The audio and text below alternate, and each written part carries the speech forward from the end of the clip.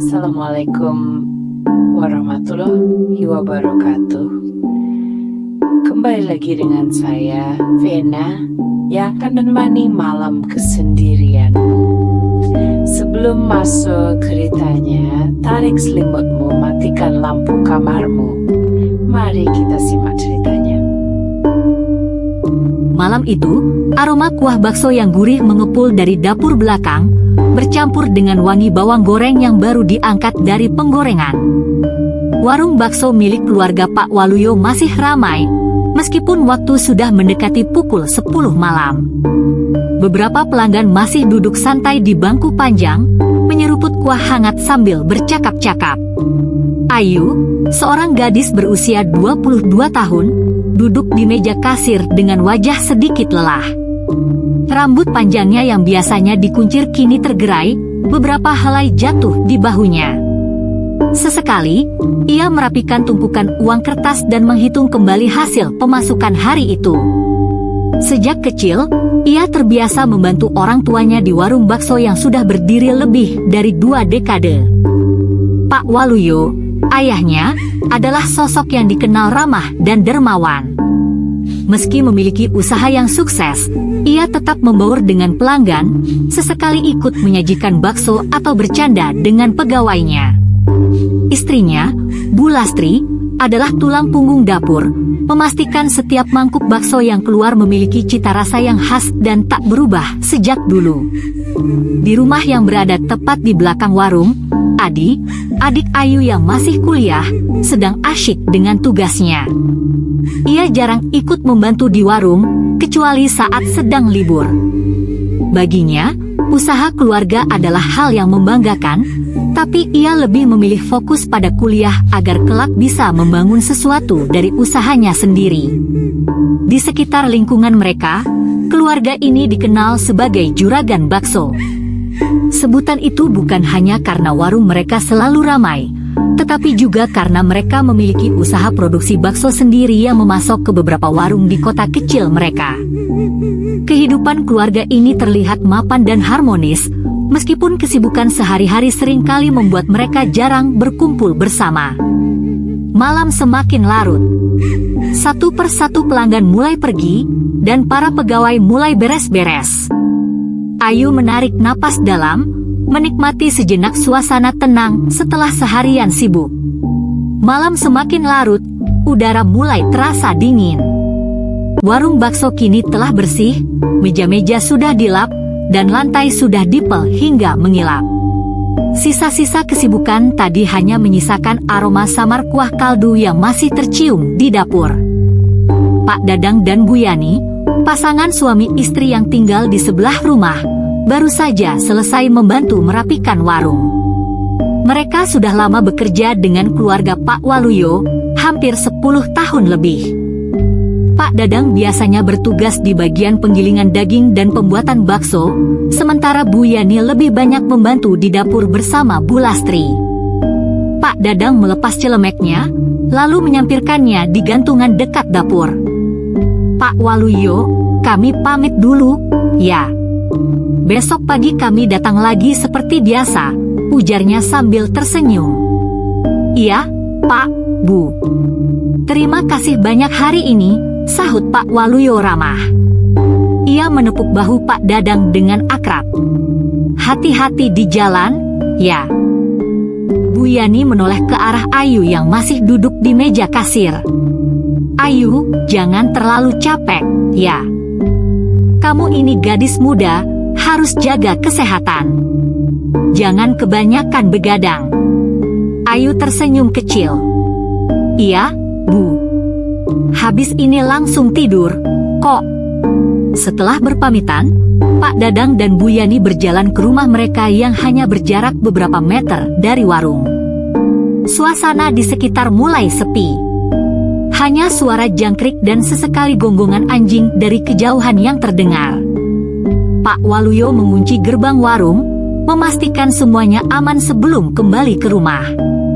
Bu Lastri sudah lebih dulu masuk ke dalam, sedangkan Ayu masih duduk di kursi, melamun. Sudah, yuk masuk, kata Pak Waluyo. Ayu mengangguk dan berdiri. Namun, sebelum melangkah pergi, ia merasa ada sesuatu yang janggal. Sekilas, dari ekor matanya, ia seperti melihat bayangan hitam di pojok warung, dekat tumpukan kursi. Tapi saat ia menoleh, tak ada apa-apa di sana. Ia menggigit bibirnya, berusaha menepis perasaan aneh itu. Mungkin hanya bayangan dari lampu jalan yang temaram. Matahari tepat di atas kepala, panasnya menyengat dan membuat udara terasa gerah. Jam menunjukkan pukul 12 siang, waktu di mana aktivitas di warung bakso keluarga Pak Waluyo mulai kembali hidup. Di dapur belakang, para pekerja sudah mulai berdatangan. Suara daging yang digiling, air yang mendidih, dan bunyi pisau yang menghantam talenan menciptakan harmoni khas yang menjadi bagian dari rutinitas mereka. Pak Dadang sudah sibuk dengan mesin penggiling daging, tangannya cekatan memasukkan daging sapi segar untuk diolah menjadi adonan bakso. Di sebelahnya, seorang pekerja lain, Kang Dedi, tengah menimbang tepung dan bumbu, memastikan rasa bakso tetap konsisten.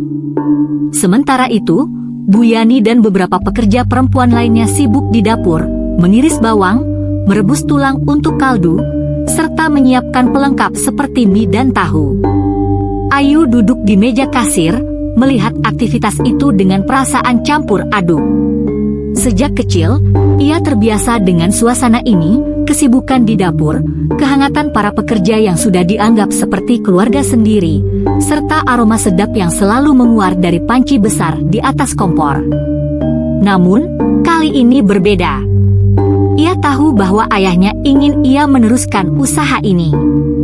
Sejak beberapa bulan terakhir, Pak Waluyo mulai sering berbicara serius padanya tentang masa depan warung bakso mereka.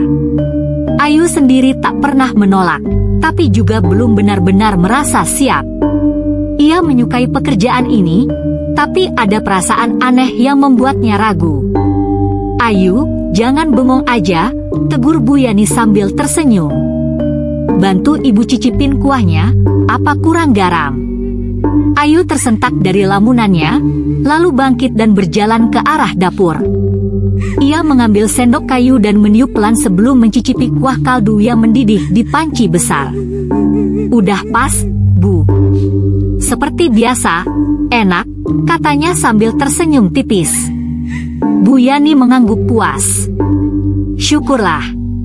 Nanti sore pasti ramai, seperti biasa. Ayu hanya mengangguk, tapi pikirannya melayang. Semalam, ia masih merasa ada sesuatu yang aneh saat menutup warung. Perasaan tidak nyaman itu masih tertinggal, meski ia sendiri tak bisa menjelaskan apa penyebabnya. Di luar, Pak Waluyo tampak berbincang dengan beberapa pelanggan yang datang lebih awal, sekadar menanyakan kapan warung buka. Pukul 2 siang nanti, warung akan mulai beroperasi seperti biasa. Tak ada yang berbeda. Pukul 5 sore, warung bakso sedang berada di puncak keramaian. Suara orang bercakap-cakap bercampur dengan denting sendok yang beradu dengan mangkuk. Aroma kaldu panas memenuhi udara, dan para pekerja sibuk melayani pelanggan yang terus berdatangan. Ayu bergerak cepat di belakang meja kasir, mencatat pesanan dan sesekali membantu mengambilkan minuman. Di salah satu sudut warung, Pak Waluyo tengah berbicara dengan pelanggan langganan sambil tersenyum. Namun, tiba-tiba tubuhnya sedikit oleng. Ia meraba-raba meja di depannya, seakan kehilangan keseimbangan. Seketika, sebelum siapapun sempat bereaksi, tubuhnya ambruk ke lantai dengan bunyi berdebam keras. Warung yang tadi riuh mendadak sunyi. Beberapa pelanggan berdiri, terkejut melihat juragan bakso mereka tiba-tiba terjatuh.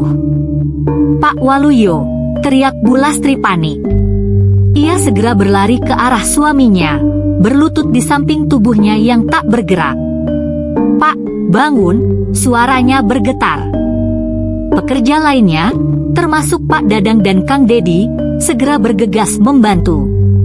Dengan sigap, mereka mengangkat tubuh Pak Waluyo yang masih tak sadarkan diri dan membawanya ke dalam rumah, ke kamar tidurnya. Ayu ingin ikut, tapi langkahnya tertahan. Ia berdiri di tengah warung dengan dada berdebar, tangannya gemetar. Para pelanggan masih menatap dengan ekspresi khawatir. Beberapa mulai berbisik, bertanya-tanya apa yang terjadi. Setelah beberapa saat, Bu Lastri keluar dari dalam rumah dengan wajah yang masih cemas. "Ayu," panggilnya, suaranya masih terdengar tergesa-gesa. "Tolong jaga warung dulu, ya. Ibu mau tungguin ayah di kamar." Ayu menatap ibunya ragu, tapi ia mengangguk. "Iya, Bu." Dengan langkah sedikit berat, ia kembali ke meja kasir. Para pekerja yang lain masih berusaha menenangkan suasana, memastikan pelanggan tetap dilayani. Meski warung masih ramai, Ayu bisa merasakan energi yang berbeda. Ada ketegangan di udara. Sambil mengambil napas dalam-dalam, ia mencoba fokus kembali pada pekerjaannya. Tapi di dalam hatinya, ada sesuatu yang terasa ganjil. Sesuatu yang tak bisa ia jelaskan, seolah ada sesuatu yang lebih dari sekadar kelelahan yang membuat ayahnya jatuh tadi. Pukul 20 malam. Warung bakso mulai berbenah. Para pekerja sibuk membersihkan meja, menyapu lantai, dan mencuci peralatan dapur. Sisa-sisa kesibukan sore tadi masih terasa, beberapa panci besar kosong, tumpukan mangkuk sudah dicuci, dan aroma bakso yang masih tersisa di udara. Seperti biasa, bakso mereka habis sebelum warung benar-benar tutup. Ayu menghela napas. Malam ini terasa lebih panjang dari biasanya. Begitu warung benar-benar rapi, ia segera melepas celemeknya dan berjalan ke dalam rumah, menuju kamar ayahnya. Di dalam kamar, suasana terasa lebih tenang, meski hawa cemas masih menyelimuti ruangan. Pak Waluyo berbaring di tempat tidur, wajahnya terlihat pucat dan sedikit berkeringat. Di sampingnya, Bu Lastri duduk di tepi ranjang, sementara Adi berdiri di dekat jendela, tangannya disilangkan di dada dengan raut wajah khawatir. Ayu mendekat, lalu berlutut di samping ranjang ayahnya. "Ayah." Suaranya pelan, penuh kekhawatiran. Tanpa berpikir panjang, ia memeluk ayahnya, merasakan tubuhnya yang terasa lebih dingin dari biasanya. "Yah, kita ke dokter, ya?" Ayu berkata lirih, menatap wajah ayahnya dengan cemas. Siapa tahu ini serius. Ayu takut. Pak Waluyo membuka matanya perlahan, sorot matanya lelah, tapi masih penuh ketegasan seperti biasanya. Ia menggeleng pelan. "Gak usah, Nak. Ayah cuma kecapean. Besok juga pasti sudah baikan. Tapi, yah, Ibu juga sudah bilang tadi," potong Bu Lastri, suaranya lembut tapi tegas. "Ayahmu tetap gak mau ke dokter. Katanya cuma butuh istirahat." Ayu menggigit bibirnya, menahan rasa frustrasi yang mulai muncul. Adi pun ikut bersuara, suaranya terdengar kesal. "Yah, kita nggak bisa anggap remeh. Ini bukan pertama kali ayah tiba-tiba lemas kayak gini, kan?" Pak Waluyo menghela napas berat. "Adi, Ayu, sudah. Ayah tahu kondisi ayah sendiri." Ayu menatap wajah ayahnya, mencari tanda-tanda bahwa ini hanya sementara. Tapi ada sesuatu dalam tatapan Pak Waluyo yang membuatnya merasa tidak tenang. Ia tampak tidak hanya kelelahan, tapi juga seolah menahan sesuatu. Ayu akhirnya mengalah. "Kalau besok ayah masih lemas, kita ke dokter, ya?" Pak Waluyo hanya mengangguk pelan, meski tidak memberikan jawaban pasti. Di luar, angin malam berhembus melewati celah jendela, membawa udara dingin yang menusuk. Suasana di kamar terasa semakin hening, namun dalam hati Ayu, kegelisahan semakin kuat. Dan entah kenapa, ia merasa bahwa semua ini bukan sekadar kelelahan biasa. Sesuatu sedang terjadi. Ia hanya belum tahu apa. Esok pagi, Matahari baru naik ketika teriakan Bu Lastri memecah keheningan rumah. Astaga, Pak! Kaki jenengan kenapa? Di kamar, Pak Waluyo duduk di tepi ranjang dengan wajah tegang. Ia mencoba menggerakkan kakinya, tetapi tak ada reaksi. Kakinya mati rasa, seolah kehilangan fungsinya. Wajahnya pucat, keringat dingin mengalir di pelipisnya. Ayu dan Adi yang sedang bersiap di ruang tengah langsung berlari menuju kamar ayah mereka. Begitu sampai, Ayu tertegun melihat ayahnya yang tampak panik. "Ayah," suara Ayu bergetar. "Ada apa?" Pak Waluyo mengangkat wajahnya, menatap putri dan putranya dengan sorot mata cemas. "Kaki ayah penggak bisa digerakkan," katanya lirih. "Tadi pas bangun tidur, ayah pikir cuma kesemutan, tapi sampai sekarang masih mati rasa." Adi langsung maju, berjongkok di depan ayahnya, menyentuh kaki Pak Waluyo. "Ayah masih bisa ngerasain kalau aku pegang?" tanyanya sambil menekan pelan betis ayahnya. Pak Waluyo menggeleng lemah. "Gak terasa, Di." Bu Lastri berdiri di samping ranjang, tangannya gemetar. Ia menoleh ke Ayu dan Adi, suaranya penuh ketegasan meski wajahnya khawatir. "Kita bawa ayah ke rumah sakit sekarang juga. Ini bukan sakit biasa." Ayu dan Adi langsung mengangguk. Bu Lastri mengambil ponselnya dan menelepon seseorang, mungkin sopir atau kerabat yang bisa membantu mengantar mereka ke rumah sakit. Setelah itu, ia menoleh ke Ayu. "Nak, ibu titip warung dulu, ya? Kamu bisa, kan?" Ayu menelan ludah. Ia ingin ikut ke rumah sakit, tapi warung bakso harus tetap buka, terutama karena pelanggan sudah banyak yang menunggu sejak pagi. Adi yang melihat kakaknya ragu langsung angkat bicara. "Aku juga bantu Ayu di warung. Aku izin gak kuliah hari ini." Bu Lastri mengangguk cepat. "Baik. Ibu bawa ayah dulu, ya. Kalian jaga warung baik-baik." Mereka bertiga saling menatap sejenak, sebelum akhirnya Adi dan Ayu mengangguk bersamaan. Beberapa menit kemudian, dengan bantuan Pak Dadang dan Kang Dedi, Pak Waluyo diangkat ke dalam mobil untuk dibawa ke rumah sakit. Ayu berdiri di depan warung, menatap mobil yang perlahan menjauh. Di dalam hatinya, ia merasa ada sesuatu yang tidak beres. Sejak semalam, firasat buruk itu terus menghantuinya. Ia menarik napas panjang dan menoleh ke Adi. "Ayo, kita buka warung." Adi mengangguk. "Iya. Semoga nggak ada apa-apa sama ayah." Pukul 14 warung buka. Warung bakso kembali beroperasi seperti biasa. Pelanggan berdatangan, memenuhi meja-meja kayu panjang yang tertata rapi. Aroma kuah bakso yang gurih menguar dari dapur, bercampur dengan suara hiruk-pikuk pesanan yang terus mengalir. Ayu dan Adi sibuk melayani. Sesekali, Ayu mencatat pesanan dan menghitung uang di kasir, sementara Adi membantu mengantar mangkuk-mangkuk bakso ke pelanggan. Para pekerja lain juga tetap menjalankan tugas mereka, memastikan semua berjalan lancar meski tanpa kehadiran Pak Waluyo. Meskipun warung ramai, ada sesuatu yang mengganjal di hati Ayu.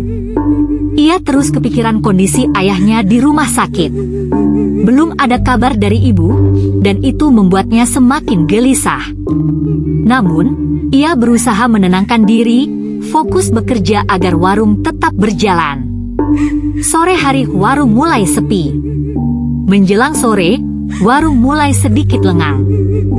Hanya beberapa pelanggan yang masih menikmati bakso mereka sambil mengobrol santai. Ayu duduk di kursi kasir, merenggangkan tubuhnya yang terasa pegal setelah berdiri berjam-jam. Adi datang membawa 2 gelas es teh dan meletakkannya di atas meja. "Minum dulu, yuk," katanya sambil duduk di kursi seberang. Ayu tersenyum kecil. "Makasih, Di." Keduanya menikmati teh dingin dalam keheningan sejenak, sebelum akhirnya Adi membuka suara dengan nada pelan. "Ayu, Aku mau cerita sesuatu. Ayu menatap adiknya, melihat raut wajahnya yang serius. Apa? Adi menghela napas, menatap ke arah luar warung, seolah sedang mengingat sesuatu. Semalam, sebelum ayah pingsan tadi pagi, aku lihat sesuatu. Ayu mengernyit. Lihat apa?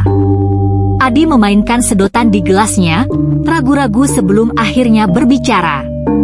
Tengah malam, sekitar jam 2, aku kebangun karena haus.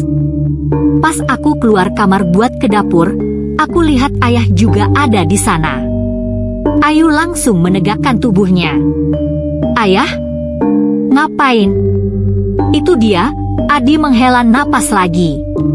Aku panggil ayah, tanya kenapa dia bangun tengah malam. Tapi, ayah nggak jawab.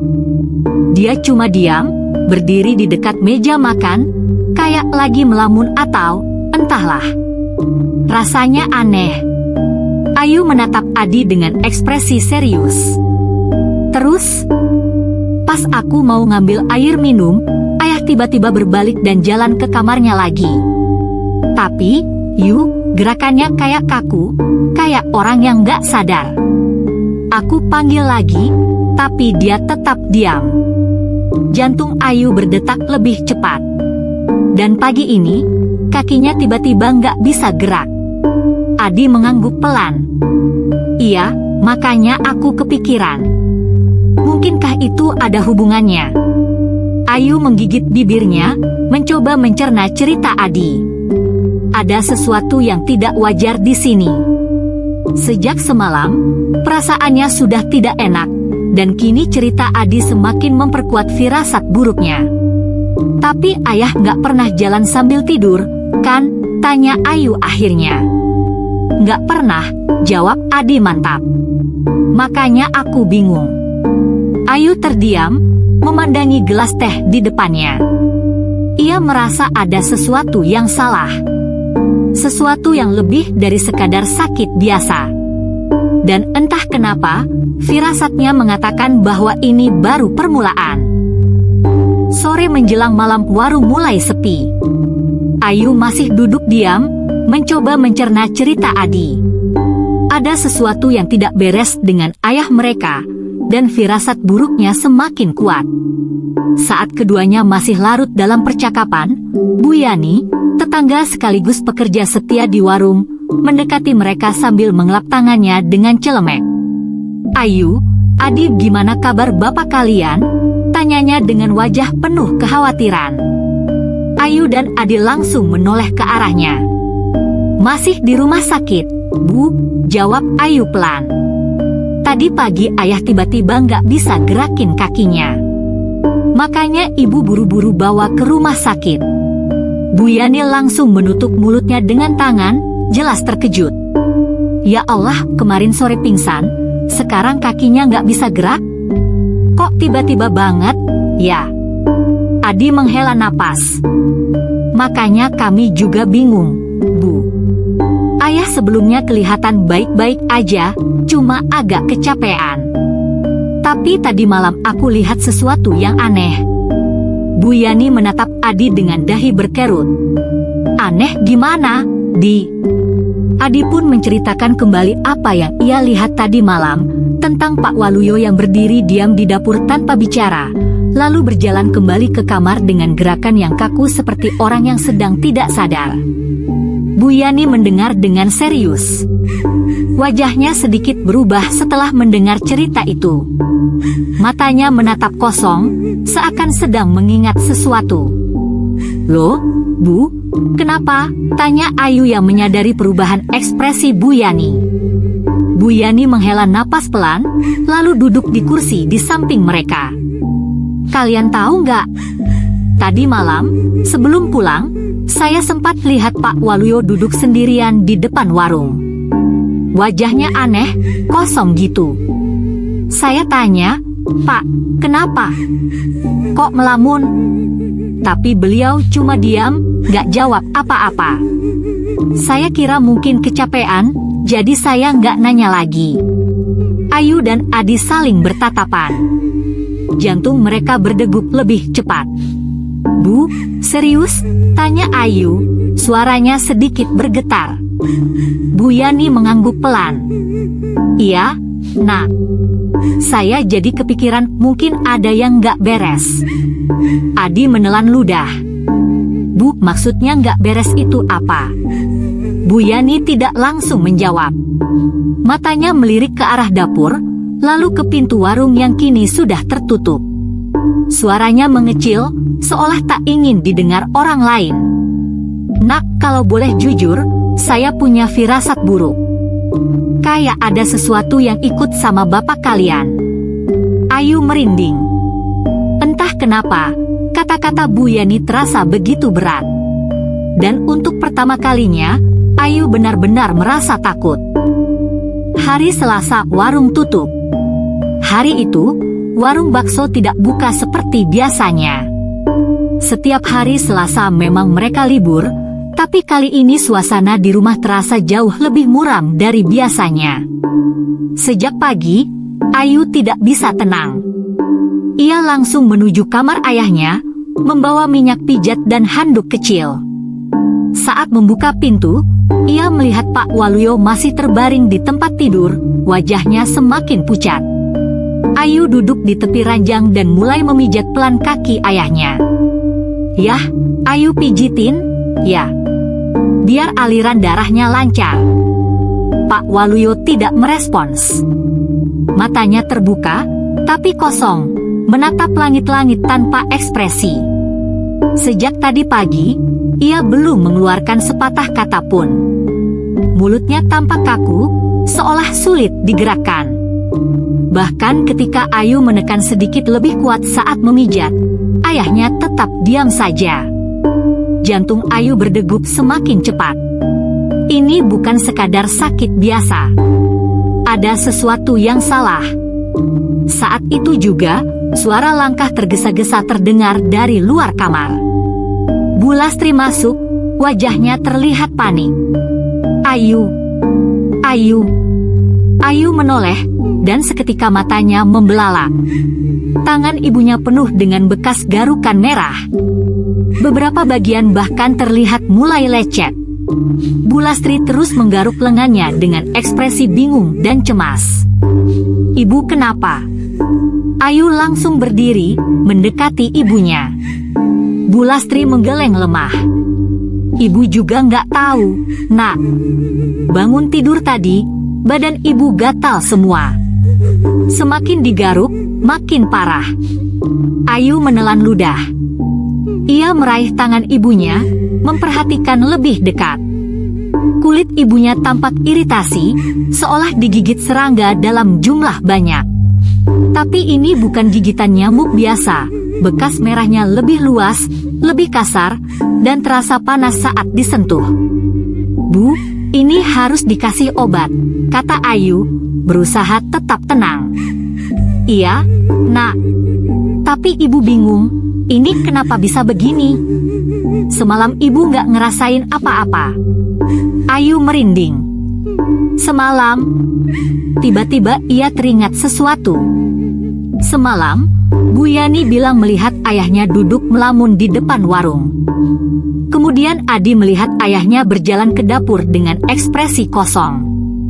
Lalu, pagi ini, ayahnya semakin parah, tidak hanya kakinya yang lumpuh, tapi kini mulutnya pun kaku. Dan sekarang, ibu mereka mengalami gatal-gatal aneh. Ayu menoleh ke arah Pak Waluyo yang masih diam di tempat tidur. Firasatnya semakin buruk. Ini bukan sekadar sakit biasa. Ada sesuatu yang sedang terjadi di dalam rumah ini. Sesuatu yang tidak terlihat, tetapi perlahan menggerogoti keluarganya. Siang hari suasana rumah yang mencekam. Setelah melihat kondisi ibunya yang semakin parah, Ayu segera meminta Adi untuk pergi ke apotek membeli obat gatal. "Di, tolong belikan salep atau obat minum buat ibu," kata Ayu cepat. "Jangan lama-lama, ya." Adi mengangguk, lalu segera berlari keluar rumah. Ayu kembali ke kamar, melihat ibunya yang masih terus menggaruk tangannya dengan gelisah. Pak Waluyo masih diam, tubuhnya tetap lemah, tatapannya kosong. Ayu tidak tahu harus berbuat apa. Semua ini terasa begitu aneh dan tidak masuk akal. Tiba-tiba, pintu rumah diketuk beberapa kali. Ayu berjalan cepat menuju ruang tamu dan membuka pintu. Di depan berdiri Bu Yani dan Pak Dadang. Wajah mereka tampak cemas. "Ayu, gimana keadaan bapak dan ibumu?" tanya Bu Yani buru-buru. Ayu menahan napas, lalu menjawab dengan suara pelan, "Makin parah, Bu. Ayah masih diam aja, nggak bisa bicara. Terus, tadi pagi ibu tiba-tiba badannya gatal semua. Sampai merah begini." Bu Yani dan Pak Dadang saling bertatapan, lalu segera masuk ke dalam rumah. Begitu melihat kondisi Pak Waluyo yang masih terbaring lemah dan Bu Lastri yang duduk di tepi ranjang sambil sesekali menggaruk tangannya, ekspresi mereka semakin tegang. "Innalillahi. Kok bisa begini?" gumam Pak Dadang. Ayu menunduk, merasa semakin cemas. "Saya juga nggak tahu, Pak. Semuanya terjadi begitu saja." Pak Dadang kemudian merogoh tas kecil yang dibawanya. Dari dalamnya, ia mengeluarkan sebuah botol kecil berisi air bening. "Nak Ayu, ini air doa," katanya sambil menyerahkan botol itu kepada Ayu. "Air ini saya dapat dari orang pintar di kampung keluarga saya. Katanya, kalau ada sesuatu yang nggak wajar, air ini bisa membantu." Ayu terdiam sejenak. Ia tidak terlalu percaya hal-hal seperti itu, tetapi melihat kondisi ayah dan ibunya, ia juga tidak bisa menolak. Bu Lastri menatap botol kecil itu dengan ragu, tapi akhirnya menerimanya dengan tangan gemetar. "Terima kasih, Pak Dadang," ucapnya lirih. Dengan pelan, Bu Lastri membuka tutup botol itu dan meneguk sedikit airnya. Lalu, ia menuangkan sebagian ke telapak tangannya dan mengusapnya perlahan di atas kulit yang gatal. Pak Dadang lalu mendekati Pak Waluyo yang masih terbaring diam. "Biar saya coba kasih ke Pak Waluyo juga." Dengan bantuan Bu Yani, mereka sedikit mengangkat tubuh Pak Waluyo dan menyentuh bibirnya dengan air itu. Perlahan, beberapa tetes masuk ke dalam mulutnya. Ayu hanya diam di sudut kamar, mengamati semuanya. Tak lama setelah Bu Lastri dan Pak Waluyo meminum air doa dari Pak Dadang, suara pintu depan terbuka. Adi masuk dengan kantong plastik di tangannya. "Aku udah beli obatnya," katanya sambil berjalan cepat ke kamar. Ia menyerahkan obat gatal dan salep kepada ibunya. "Bu, coba diminum dulu, ya. Aku juga beli salep buat diolesin." Bu Lastri menerima obat itu dengan tangan gemetar. Ia segera menelan tablet antihistamin dan mengoleskan salep ke bagian kulitnya yang memerah. Wajahnya tampak lelah, tapi ia tetap mencoba tersenyum pada Adi. "Makasih, Nak." Ayu, yang masih duduk di sisi ranjang ayahnya, mengambil botol obat yang diberikan dokter dari rumah sakit. Dengan hati-hati, ia membantu ayahnya minum obat. Pak Waluyo masih tampak lemah, tetapi setidaknya ia bisa menelan obat tersebut. Pak Dadang dan Bu Yani mengamati mereka dengan ekspresi prihatin. "Semoga cepat sembuh, ya," kata Bu Yani dengan nada lembut. "Kalau ada apa-apa, jangan ragu panggil kami." Pak Dadang mengangguk setuju. "Iya, Ayu, Adi. Kalian jaga ibu dan bapak baik-baik. Kalau butuh bantuan, kami siap." Ayu tersenyum kecil, meskipun hatinya masih penuh kecemasan. "Terima kasih, Pak, Bu. Maaf jadi merepotkan." "Ah, gak apa-apa," kata Bu Yani sambil menepuk bahu Ayu. "Yang penting kalian tetap kuat, ya." Setelah berpamitan, Pak Dadang dan Bu Yani akhirnya meninggalkan rumah, membiarkan Ayu dan Adi kembali merawat orang tua mereka. Senja yang mencekam. Matahari mulai tenggelam, langit berubah menjadi jingga kemerahan. Rumah terasa lebih sepi dari biasanya. Ayu duduk diam di samping tempat tidur, memperhatikan wajah ayahnya yang masih pucat. Sejak tadi, ia belum melihat ada perubahan signifikan. Kaki ayahnya masih tidak bisa bergerak, dan meskipun sudah meminum obat, mulutnya tetap kaku. Di sudut ruangan, Adi duduk di kursi, menatap ibunya yang kini mulai terlihat mengantuk karena efek obat gatal yang diminumnya. Ayu, panggil Adi pelan. Apa menurutmu ini semua beneran sakit biasa? Ayu menatap adiknya. Ada sesuatu dalam suara Adi yang membuatnya merinding, seperti ketakutan yang coba ditahan. Ayu menghela napas. Aku nggak tahu, Di. Tapi kerasanya ada yang nggak beres. Adi menunduk, lalu berbisik, semalam aku lihat ayah di dapur. Sekarang, ibu juga kena. Kalau ini bukan penyakit biasa, lalu ini apa? Ayu tidak bisa menjawab. Ia hanya bisa menatap wajah ayahnya yang diam, seakan ada sesuatu yang mengikatnya di dunia yang tak terlihat. Di luar, angin berhembus pelan, membawa hawa dingin yang entah kenapa terasa berbeda malam ini. Malam itu, rumah terasa sunyi. Terlalu sunyi. Ayu terbaring di tempat tidurnya, tetapi matanya tetap terbuka. Sejak beberapa jam yang lalu, perasaan gelisah tidak kunjung hilang dari hatinya. Tubuhnya lelah, pikirannya kusut, tetapi ada sesuatu yang membuatnya tidak bisa tidur.